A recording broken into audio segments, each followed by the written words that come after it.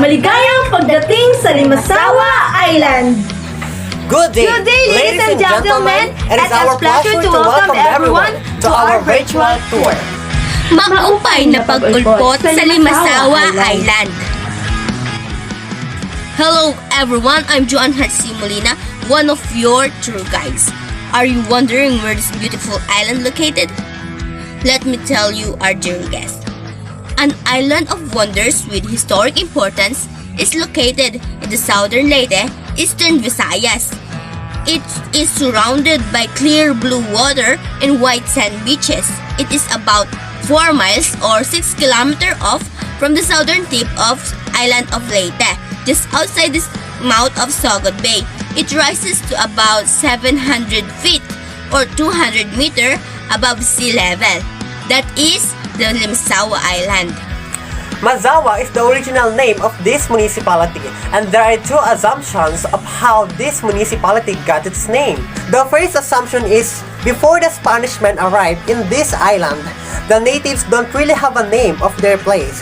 Upon the arrival of Ferdinand Magellan and his men, one of the natives was asked for the name of this place. The Spanish, too, thinking that was the answer to his question, then returned to tell his companions that the island is named Limasawa, and from then on, the place came to be called as Limasawa. Another assumption is that when the Spanish men arrived to this island, they named it as Mazawa for the beauty of the place, as it their custom to add the prefix le to mean a particular name. It became the tongue of everyone in the place that it called as Limasawa.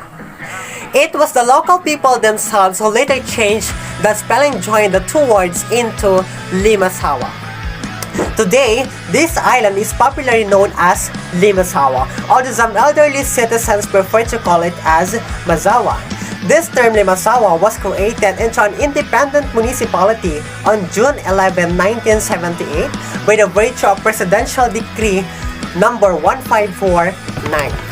After that, this was officially became a municipality in August 27, 1989 after the conduct of a plebiscite among the populace to ratify its independence. This island is surrounded by lovely white beaches and calm clear water and can be easily reached from southern Leyte. It is well known to hold the first Catholic Mass in the Philippines on Easter Sunday. Happened in the month of March 31, year 1521. To reach the site one, we need to climb 400 steps upon reaching in the top, and I assure you that you won't be disappointed as there are breathtaking views to be seen. So, let's go! Welcome to the National Shrine of the Philippines First Catholic Mass.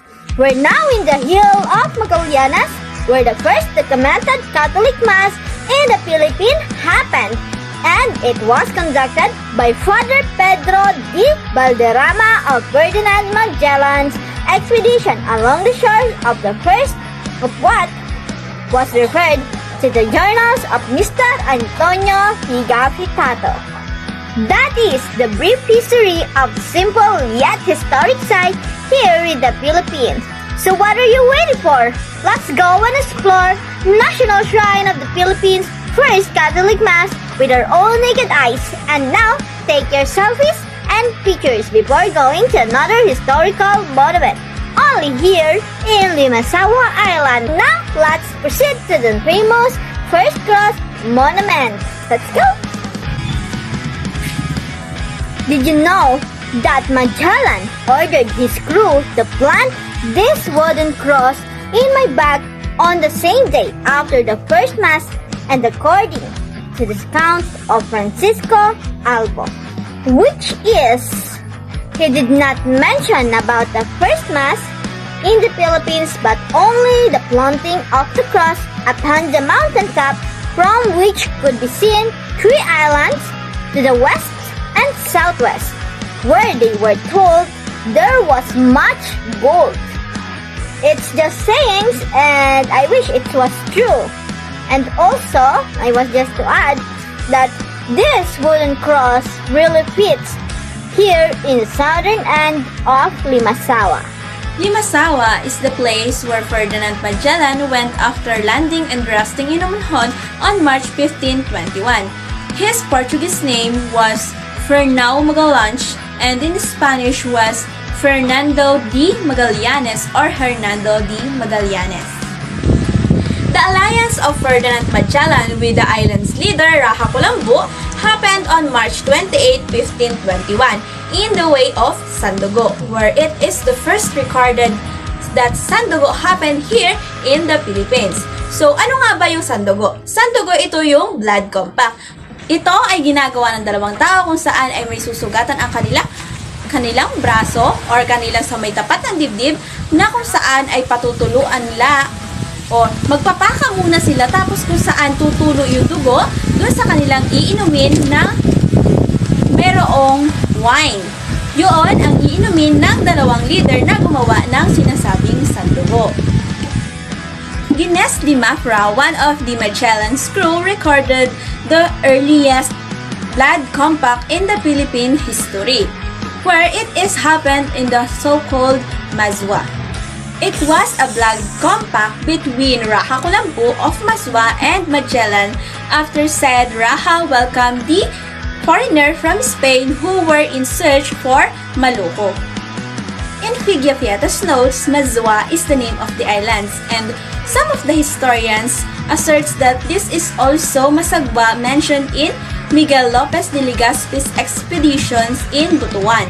However, after reviewing old maps and documents, a monography by Father Miguel Bernat in 1981, sinasabi na isang pagkakamali yung sinasabing sa Butuan, na kung saan ang tinutukoy mismo ni Figiapietas ay ang Limasawa. At ito naman ay kinumpirma ni William Henry Scott noong 1982, na kung saan ay sinasabi na ito ay isang pagkakamali o simula ito ng isang pagkakamali. Last is the first mass happened here in the Philippines on Easter Sunday of March 31, 1521. It is led by Father Fray Pedro de Valderrama and happened on the coast of the islands. Leyte and Samar have rich resources of an island ecosystem. The women of Basay weave a variety of intricately designed mats from sitz grass, locally known as tikong. This tradition was handed down from many past generations. They also produce embroidered mats with flowers, birds, fruits, fishes, mermaids, and scenes from folktales and legends. Other traditional art forms of the region are the pottery of Tanawan, Leyte, and Biliran, basketry of Calbiga, Samar, and Caligara, Leyte, and Matalong, Leyte. Based on the recent statistic, the region produced the biggest bulk of abaca for international export. Farming and fishing are the main livelihood in the intercropping seasons. From land preparation of the post-harvest, and the farmers perform rituals invoking the past spirit and ancestral spirit for a good harvest. This is also complemented by Christian custom as the recitation of novenas. Pork likewise as permission from the water spirit for safety at sea at a good catch. Fiestas are celebrated with prayers, food, and drinking, dances, and music. The kurutsa, a courtship dance drama, highlights of every occasion. Limasawa Island. Why should we study, recognize, and value it? Because in this place, there are most important events happen in ancient times. We all know these events have vital relationship with each other or to other. Because of this, we understand and appreciate our own history, and also to further spread and be proud of our own history where we have stated. This is why we thrive, hence we OBN. This historical site is a big part in every aspect of human life. It's not just left in the four corners of the classroom. It's not just only the recording words of great people for ordinary people to assess the situations they face by picking at the records of the past. Like how we can come up with the knowing the factual historical sites. The evidence of aim at finding a single truth are becoming clearer a part of the past, so we will have the clearer mental and cultural picture in the moment of the past.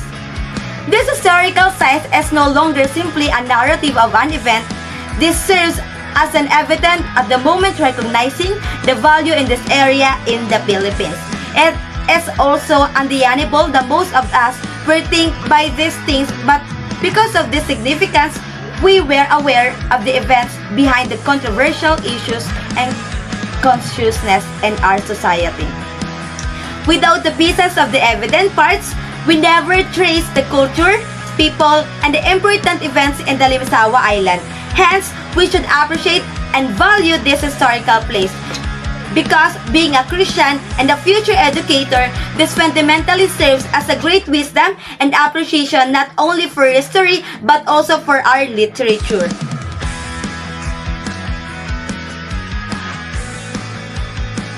These islands grant us peace of mind and a new meaning of life.